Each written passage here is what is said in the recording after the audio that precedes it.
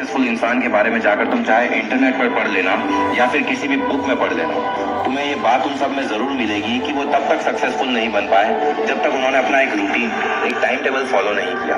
Elon Musk, जिनके सपनों के लिए पागलपन की मैंने इससे पिछली वीडियो में बात की थी, वो भी अपना डेली का एक रूटीन बनाते हैं। हफ्ते में 100 से 120 घंटे काम करने के बाद भी वो अपनी फैमिली के लिए टाइम निकालते हैं। हफ्ते में 2 दिन अपनी बॉडी को फिट रखने के लिए एक्सरसाइज करते हैं और हर हफ्ते में 5 घंटे कुछ ना कुछ नया सीखने में देते हैं। ये सब कैसे पॉसिबल हुआ? ये पॉसिबल हुआ क्योंकि इस बंदे ने अपना एक फिक्स टाइम टेबल बनाया। तुम भी जब तक अपना फिक्स टाइम टेबल नहीं बनाओगे तब तक ये जिंदगी तुम्हें हराती रहेगी। नंबर 2, तुम हार रहे हो क्योंकि तुम्हारे पास कोई गोल नहीं है। सोनू शर्मा को लगभग तुम सब जानते हो, इंडिया के बहुत बड़े मोटिवेशनल स्पीकर हैं। उनकी मैंने एक वीडियो देखी थी कि जिंदगी में गोल सेटिंग की क्या इंपॉर्टेंस है। ये बंदा उस वीडियो में बताता है कि न्यूजीलैंड में उनका एक फैमिली फ्रेंड था जो कि मार्केटिंग सेल्स में बहुत धुरंधर आदमी था। सोनू शर्मा ने जब उनसे पूछा कि यार मैं बड़ी मेहनत कर रहा हूँ लेकिन अपनी लाइफ में कुछ कर नहीं पा रहा हूँ, मैं हार्ड वर्क भी कर रहा हूँ, पढ़ लिख भी रहा हूँ, अपने ऊपर काम भी कर रहा हूँ, लेकिन फिर भी कुछ हासिल नहीं कर पा रहा हूँ, तो उनके फ्रेंड ने उनसे कहा कि मुझे अपने गोल की लिस्ट बताओ। सोनू शर्मा बोले मेरे पास तो कोई गोल लिस्ट नहीं है, पर क्या अगर मैं अपने गोल्स की लिस्ट बनाऊंगा तो मेरी लाइफ चेंज हो जाएगी?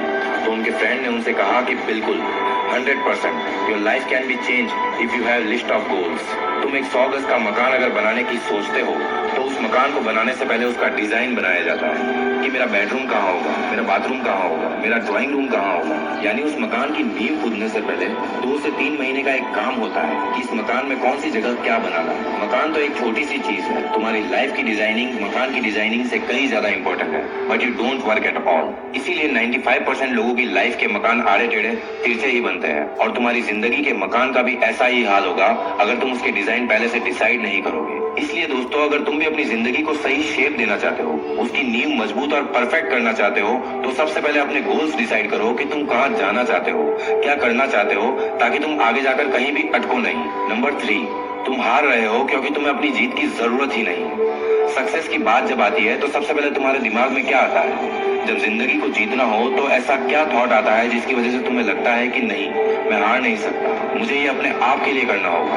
दुनिया चाहे कुछ भी कहे, लेकिन मैं अपनी जरूरतों को पूरा करने के लिए लगातार मेहनत करता रहूं। तो यही जो जरूरत है वो अगर तुम्हारे अंदर है कि मुझे ये हासिल करना है, अपनी जिंदगी को जीतना है, मेरी इन सारी ख्वाहिशों को पूरा करना है, मेरी फैमिली को वो सब कुछ देना है जिसका वादा मैंने उनसे किया था, तो ही तुम जीत पाओगे। सबसे पहले अपनी जरूरतों को ढूंढो कि अगर तुम अपनी लाइफ में जीतना चाहते हो तो क्यों जीतना चाहते हो, क्या वो चीज है जिसके लिए तुम मेहनत कर रहे हो, इतने सक्सेसफुल होने की क्या जरूरत है तुम्हें, क्यों पैसा कमाना चाहते हो। अपनी जरूरत ढूंढो, जितनी ज्यादा बड़ी तुम्हारी जरूरत होगी तुम उतनी ही तेजी से अपने गोल्स को पूरा करने के लिए हाथ पैर मारोगे। और अगर खुद से सवाल पूछने पर जवाब में कोई बड़ी जरूरत नहीं आती आपके लिए तो भूल जाओ कि तुम अपनी जिंदगी में कभी भी जीत पाओगे, क्योंकि जिसे जीत की जरूरत होती है वही उसके लिए मेहनत करता है, और जिसे जरूरत ही नहीं है अपनी जिंदगी को जीतने की, उसके आगे अगर तुम एक सीढ़ी भी लाकर रख दोगे कि ले भाई ये तेरी जीत की सीढ़ी है, इस पर चढ़ जा, फिर भी वो इंसान उस सीढ़ी के ऊपर नहीं चढ़ पाएगा, क्योंकि उसे जरूरत ही नहीं है जीत की। सो जब तक तुम्हारी जरूरत बड़ी नहीं होगी तब तक तुम हारते रहोगे।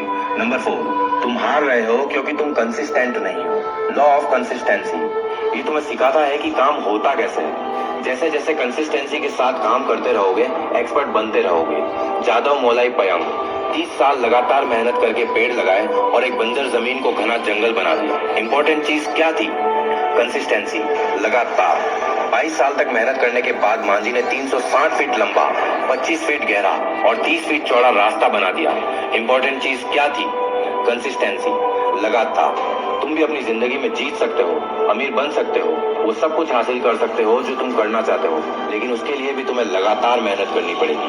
और अगर तुम ये मेहनत करने को तैयार नहीं हो, कंसिस्टेंट रहने को तैयार नहीं हो, तो फिर तुम्हारा अपनी जिंदगी में जीतना बहुत मुश्किल है।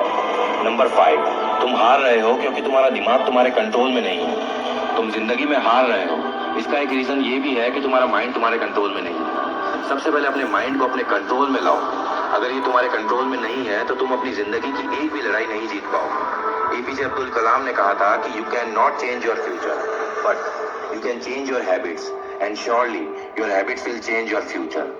अपनी उन सारी आदतों को कंट्रोल करने की कोशिश करो जो तुम्हें बर्बाद कर रही है, जो तुम्हें अपने फ्यूचर को चेंज करने से रोक रही है। अगर तुम ये सोच रहे हो कि तुम्हारे पास बहुत टाइम है और तुम आराम से अपने गोल्स अचीव कर लोगे, अपना फ्यूचर बना लोगे, तो ये जान लो कि तुम्हारा दिमाग तुम्हें बेवकूफ बना रहा है। इवन तुम खुद अपने आप को बेवकूफ बना रहे हो। तुम्हारा दिमाग डिस्ट्रैक्शन की तरफ ज्यादा अट्रैक्ट हो रहा है। उन सारी डिस्ट्रैक्शंस को हटा दो, निकाल दो दिमाग से सारा कचरा और सिर्फ एक गोल रखो कि मुझे जीतना है, हारना नहीं है। बस जब तुम अपने आप पर कंट्रोल कर लोगे, डिस्ट्रैक्ट नहीं होंगे तो जीत जाओगे, अदरवाइज तुम्हें हर मोड़ पर हार मिलेगी।